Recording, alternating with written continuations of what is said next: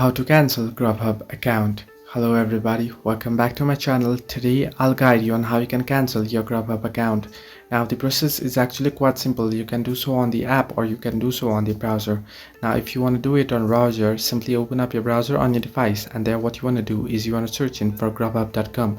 Once you search in for it, you'll be prompted to this official website here. Now once here, you want to make sure that you are logged into your account. Now in my case, I'm already logged in. Now once you're logged in, simply tap on the profile icon that you can see at the top right corner. You can see two different icons there, the profile icon and beside it the back icon. Simply tap on the profile icon and it'll give you varieties of options such as past orders, upcoming orders, saved, and various other options.